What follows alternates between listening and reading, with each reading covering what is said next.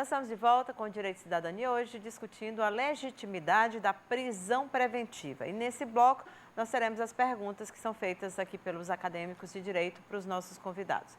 Quem começa? Olá, boa noite. Boa noite. Sou acadêmico, né? A minha pergunta é o seguinte: a preventiva vai decretada.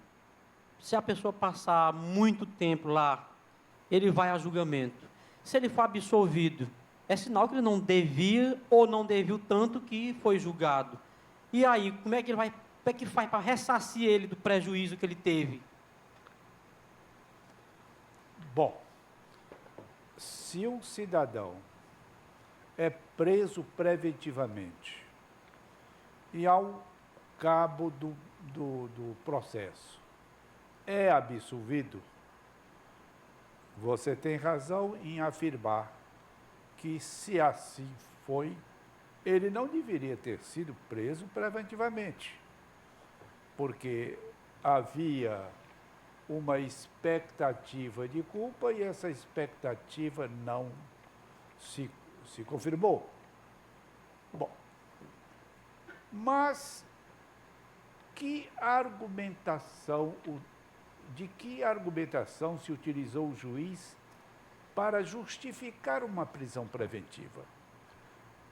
Para isso, a lei processual penal exige, primeiro, que haja a prova cabal da existência material do crime, qualquer que seja o crime. Se for homicídio, o cadáver.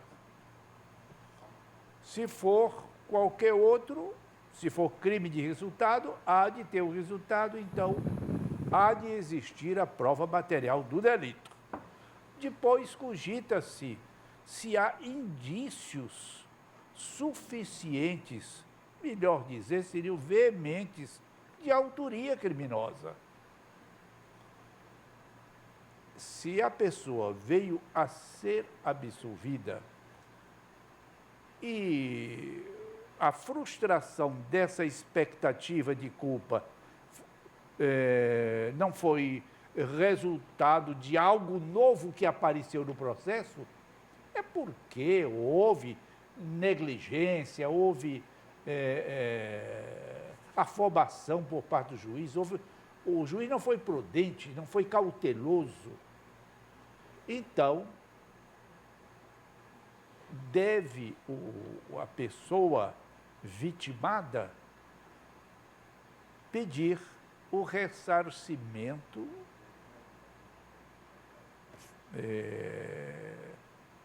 da coação sofrida. Que nesse caso já muda de âmbito. Nós estamos na esfera penal, que trata da prisão preventiva, e aí já haveria a transferência para outra área do direito, que seria o direito civil, justamente para ver uma possível ação de danos morais contra o Estado, por conta desse equívoco estatal, que, como eu falei na fala anterior, há necessidade desses dois aspectos, o fumus commissi delicti e o periculus libertate. E hoje em dia há uma banalização do periculus libertate. Hoje em dia quase todo aspecto que dificulte, ou pelo menos aparenta dificultar um pouco a investigação criminal, policial, já a autoridade policial já vê ali uma possibilidade de uma prisão preventiva, já vê uma dificuldade, já vê uma necessidade de encarcerar aquele indivíduo. Meu colega, parece que há um prazer mórbido, um gosto mórbido do delegado de prender, de pedir prisão preventiva e de alguns promotores de concordarem com ela e até de juiz de decretar logo sem ele examinar. Olha, o delegado examina. O promotor deve examinar se é o caso. Mas, por último, a responsabilidade é do juiz e ele deve refletir sobre aquilo e não embarcar na canoa da prisão. Já que se trata desse fato, eu trabalho só com o homicídio e quem julga não é o juiz. Quem julga são os jurados. Nós temos um juiz singular, esse não. Está de prova do processo, a sentença da caneta dele. É o juiz singular. Mas como eu trabalho e o juiz ele faz a presidência da instrução criminal, eu recebo um pedido de prisão preventiva de um determinado distrito policial que já vem pedindo a prisão preventiva de uma pessoa que ele está investigando. Foi achado o cadáver, tem os laudos, levantamento de local de crime, e supõe que o Pereira Jaque da Silva é o autor daquele crime. Ele já vem pedindo uma prisão preventiva. Esquece ele que tem uma medida chamada prisão temporária. Aí eu ligo para ele, meu companheiro, não era mais fácil a gente trabalhar com a temporária agora? Mas a tempo preventivo joga ele logo da cadeia e... Aí eu digo, mas eu não sou desse tipo de promotor. Vamos lá para a próxima pergunta. Minha pergunta vai para o doutor Edmilson, né? Doutor Edmilson, eu quero que você responda para mim e para todos que estão assistindo, né?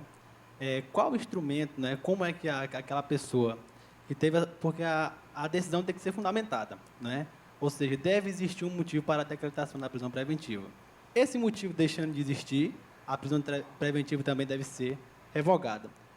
Eu queria saber do senhor qual o instrumento, né, que aquela pessoa que está na prisão, né, ou a família dele, deve recorrer ao advogado para que ele tenha essa prisão revogada e que ela não dure eternamente, sendo que o motivo já deixou de existir. A princípio, existe a peça chamada requerimento de revogação de prisão preventiva, que o advogado entra e tal. Além dessa peça que é específica para esse caso, existe um remédio constitucional que todos conhecem, que é o habeas corpus, que pode ser impetrado em qualquer área, tanto na fase inquisitorial, processual, até mesmo na fase de execução, e das formas mais comuns possível. Inclusive, recentemente teve alguns habeas corpus impetrados por presos, escritos à mão, em papel higiênico, o preso... Porque não necessita de um advogado, Não necessita né? de advogado. Pode fazer. Há necessidade de uma autoridade coatora e alguém que está sendo privado de sua liberdade. Tem muito magistrado que no momento que aprecia um pedido de revogação, e muitas das vezes comparecer até do Ministério Público favorável, ele indefere dizendo pela razoabilidade do tempo e a complexidade do fato. Que complexidade, doutor? Que razoabilidade? Cidadão com anos e 6 meses, à espera de um término de uma instrução, razoabilidade de tempo? Não, complexidade? É inadmissível. Se nós temos a materialidade, temos a autoria, temos testemunha para ouvir, isso chama-se razoabilidade de quê? De falta de aparelho, falta de material humano para se trabalhar. Falta de estrutura, falta de maior número de funcionários nos fóruns para dar atendimento e celeridade dos processos. Na casa é essa. Agora, há pouco tempo atrás, é que o Ministério Público começou a tomar essa vida, esse corpo próprio, de ter estrutura, ter assessores, ter analista para trabalhar com o promotor. Como é que o promotor pode ir para a audiência, 4 audiências, 3 audiências no dia, de 8h30 às 11h30, saindo de lá 12 horas, voltando para o gabinete? Não tinha uma pessoa nem para fazer um ofício? Ou não, nós já temos. Da gestão da doutora Zélia para cá, graças à administração dela, eu já chego 12h30, 1h no meu gabinete, eu já tenho várias peças preparadas por um analista concursado, bacharel em Direito, e um acadêmico que é também concursado pelo Ministério Público. São essas estruturas. Agora vem com o negócio de razoabilidade, que o tempo... Não existe isso.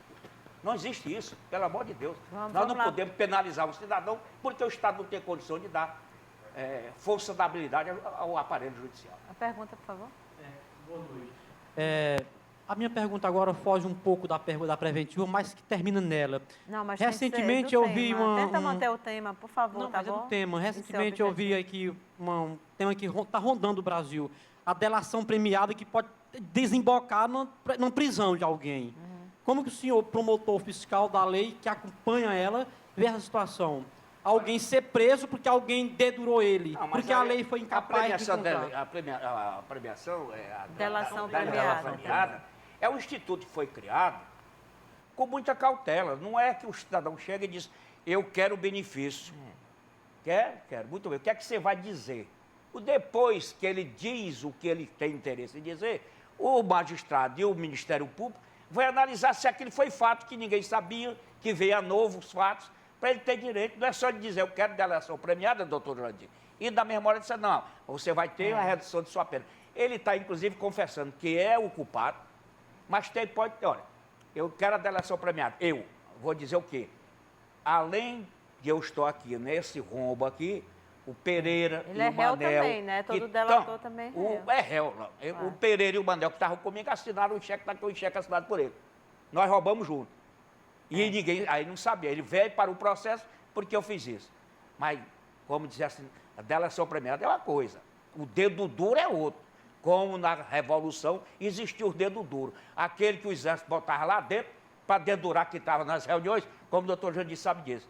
Acaba chegar de só em outra reunião, aquele bichão bem com a barbada, ele estava na reunião, ele é comunista Vamos lá, também. doutor Benigno, aqui, por favor, pergunta. Eu queria fazer uma pergunta sobre a mídia, né? A influência da mídia nos casos das prisões preventivas. A gente observa que tem vários casos no Brasil famosos que às vezes nem o cadáver ele é encontrado, a pessoa não resiste à prisão Tipo e mesmo Elísia assim Samúdio, por exemplo. um exemplo, né?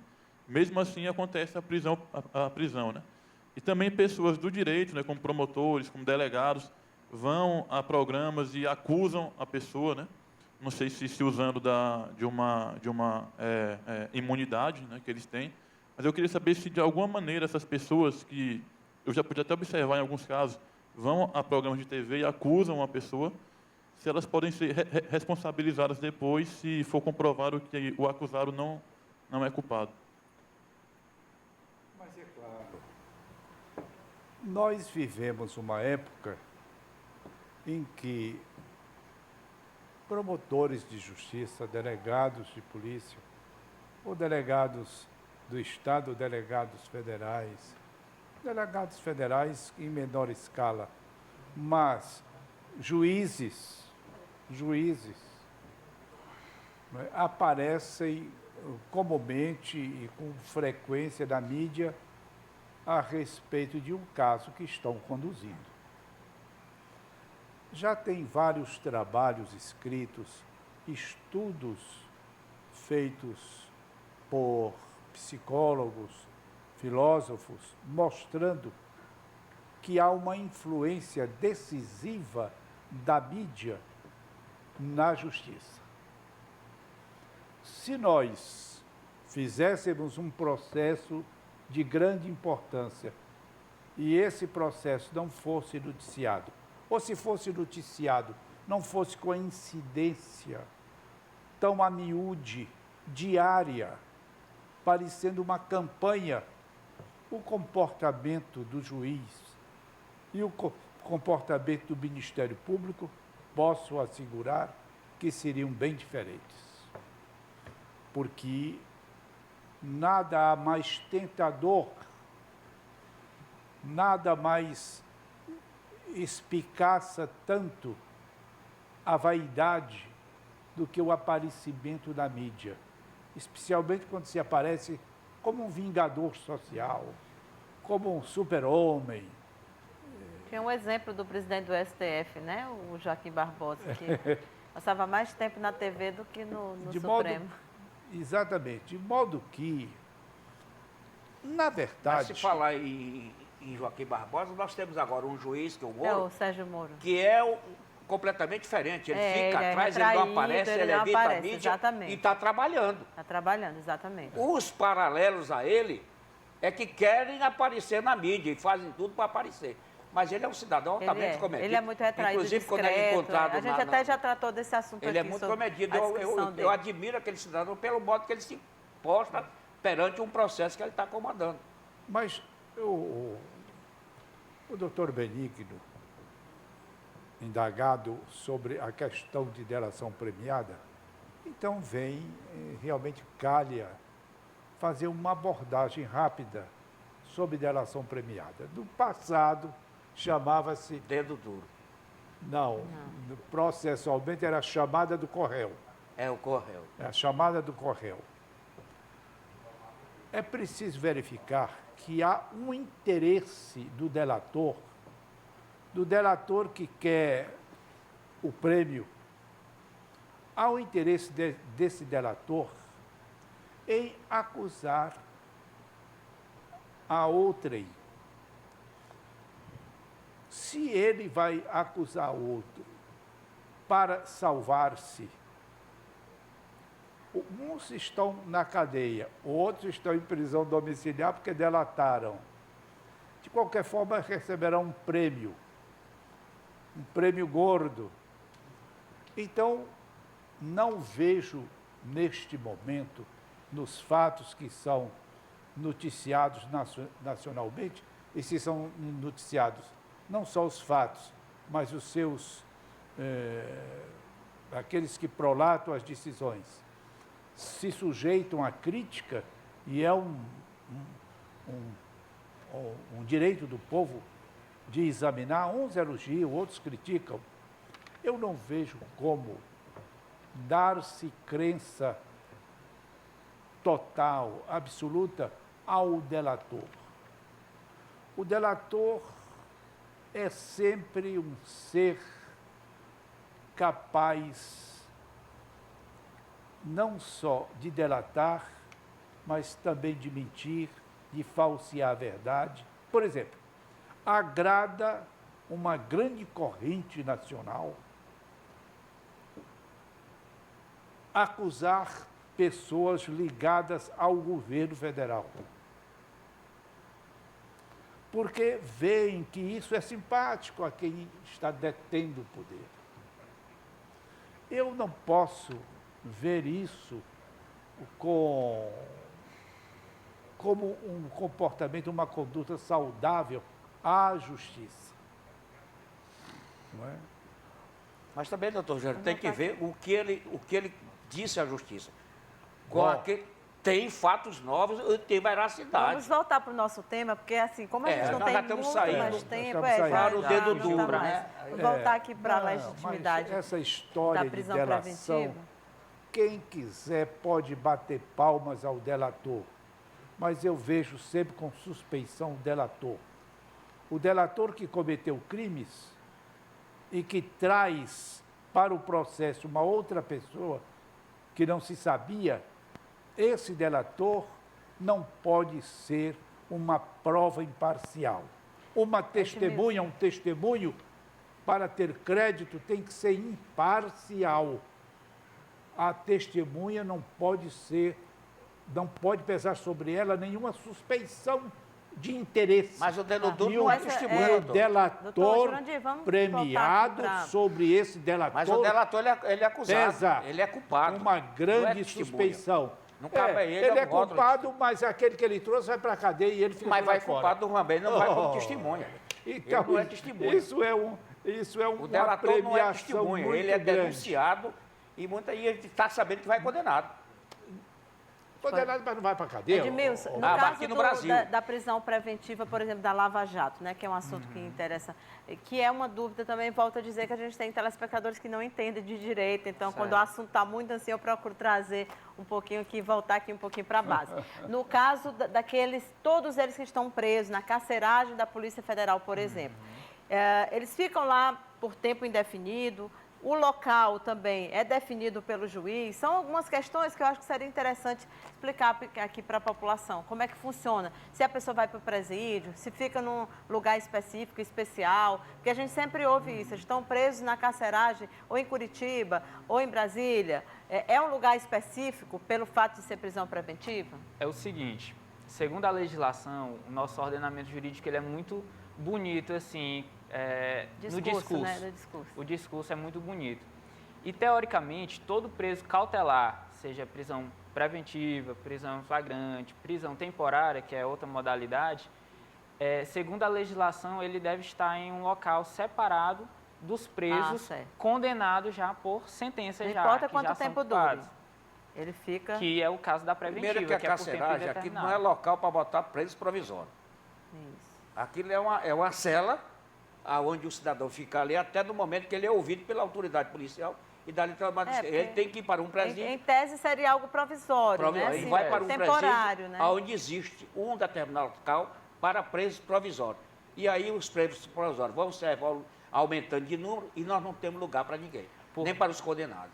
Porque, me permita fazer essa observação, apesar da preventiva ser por tempo indeterminado, mas digamos que ela tenha sido decretada por um tempo de 60 dias. Certo. E ela tem que ser baseada no indício de autoria, indício de materialidade e no perigo da liberdade do indivíduo, que a liberdade daquele indivíduo pode trazer. Se antes desse prazo dos 60 dias que a prisão foi decretada, o juiz concedeu, se extinguir dos aspectos, alguma das características que fez com que a preventiva fosse decretada, ela deve ser revogada Tá imediatamente. certo. Bom, a gente tem que ir para o intervalo, mas nós voltamos já já com o Direito e Cidadania.